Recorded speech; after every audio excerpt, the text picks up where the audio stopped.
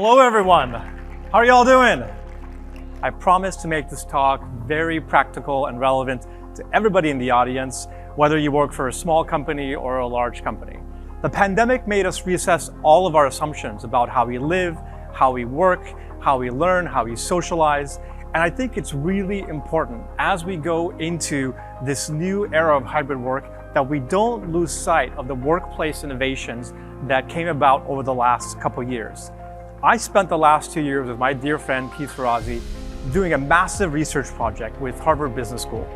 We interviewed over 2,000 executives, entrepreneurs, change makers from all across the world, from all kinds of organizations, to better understand what was the practical things they did to be able to make their organizations resilient and successful in a world of uncertainty and change. We pattern matched all of these learnings into 4 key leadership behaviors. These 4 skills together are what we call radical adaptability. So this muscle to be able to predict proactively and progressively and turn risks into opportunities. Now, these 4 leadership characteristics are collaboration, foresight, agility, and resilience. If you use these tools effectively, you can get many more voices involved in decision making, in ideation, and have much more inclusive voices, whether that's diversity of people or ideas, into your conversations.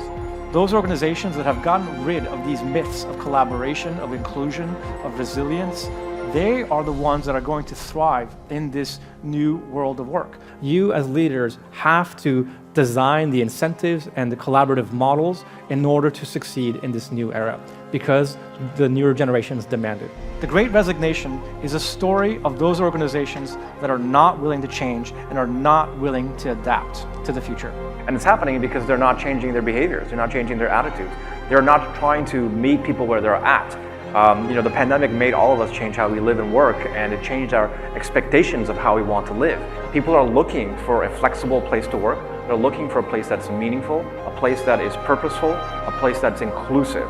And so great question to ask is, show me your cards. How are you doing that? How do you show inclusivity in your meetings? How are you showing that our voices matter, even if I'm not, let's say, the senior decision maker? I strongly believe that we're living in this new era of work, and we have to radically change all of our assumptions for how we communicate and collaborate to really maximize innovation. I hope that when you're leaving this amazing conference and you're going back to the office or virtual office, you take some of these great insights you've learned from the last couple of days and say, rather than go back to work, let's go forward to work.